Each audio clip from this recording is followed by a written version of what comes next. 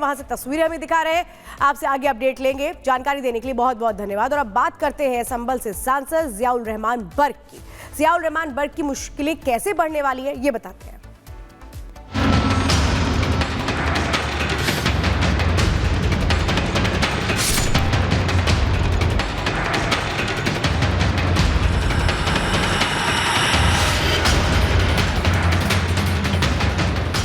तो बड़ा आरोप लगा था जियाउर रहमान बर्क पर कि कैसे मीटर नहीं लगाया गया, बिजली की चोरी की जा रही है और उसके तमाम वो दस्तावेज भी सामने आए थे, जिसके बाद स्मार्ट मीटर भी लगा और इसके बाद कार्रवाई भी की गई है। लेकिन अब कैसे जुर्माना वसूल करने की तैयारी हो रही है, इस जुड़ी रिपोर्ट दिखाते हैं।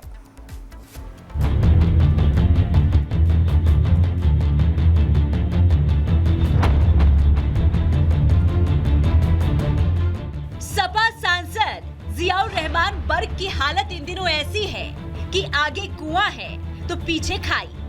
सपा सांसद एक तरफ जहां संभल हिंसा के दाग को धुलने में लगे हैं, तो बिजली चोरी के आरोप में उन पर अब मुसीबत की बिजली गिरी है।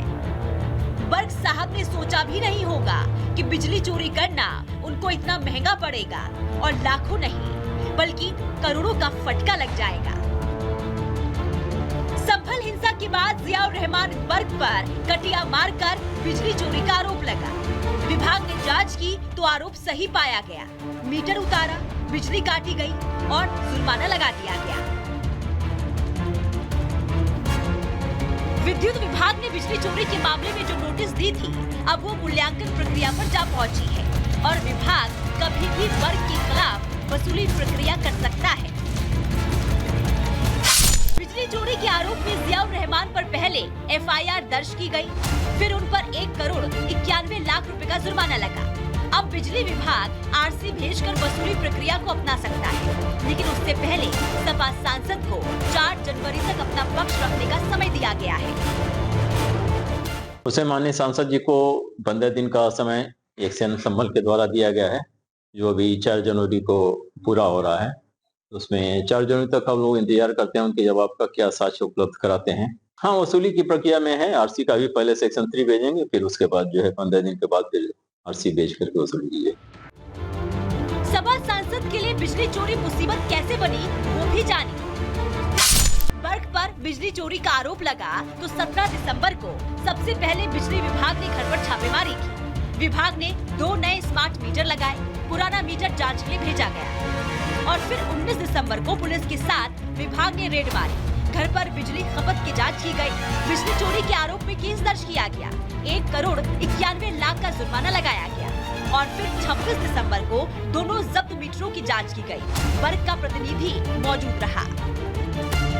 सिर्फ बिजली चोरी का मामला ही सांसद बर्क के लिए मुसीबत नहीं बना है। बर्क पर 24 नवंबर की हिंसा में शामिल होने का आरोप है और इस मामले में भी एफआईआर दर्ज की गई है।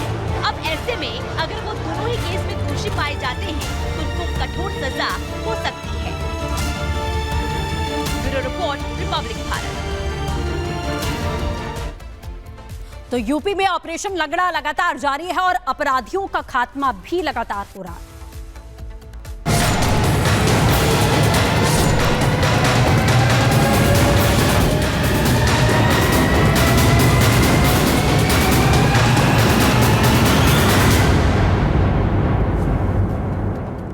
तो उत्तर प्रदेश में आपको बता दें, जब से सरकार का गठन हुआ है तब से अपराध को लेकर जीरो टॉलरेंस की नीति है, जिस पर काम करती हुई सरकार पिछले 7 सालों से दिखाई दे रही है। और साल की शुरुआत भी अपराधियों के साथ हुई मुठभेड़ के साथ हुई है, जो एक संदेश दे रही है कि यूपी में अपराध और अपराधियों की कोई जगह नहीं है। देखिए रिपोर्ट में।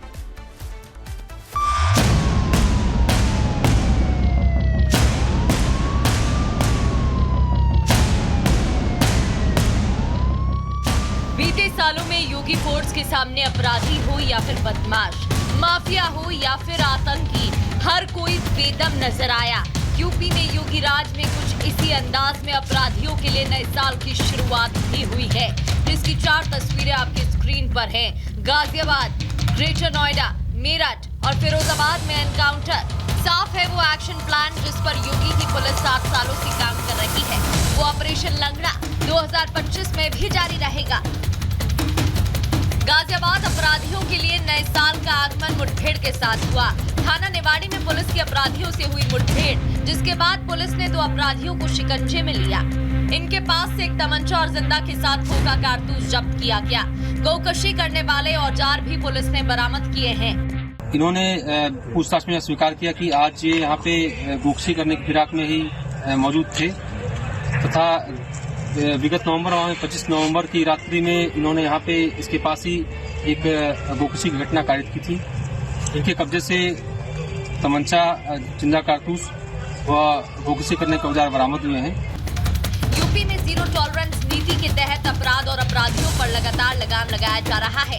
नए साल के मौके पर योगी की पुलिस कुछ इसी अंदाज में नजर आई। ग्रेटर नोएडा में 3 बदमाशों से पुलिस की मुठभेड़ हुई। तीनों बदमाशों के पैर में गोली लगी। नया साल है, नई उम्मीद है, नए सपने हैं। साल 2025 का आज पहला दिन है। पूरी दुनिया में जश्न मनाया जा रहा है। देश भर में उत्साह के साथ साथ गांव से लेकर शहर तक लोग जश्न मना रहे हैं। साल के पहले दिन लोग मंदिरों में पूजा पाठ कर रहे हैं, अयोध्या पहुंच रहे हैं।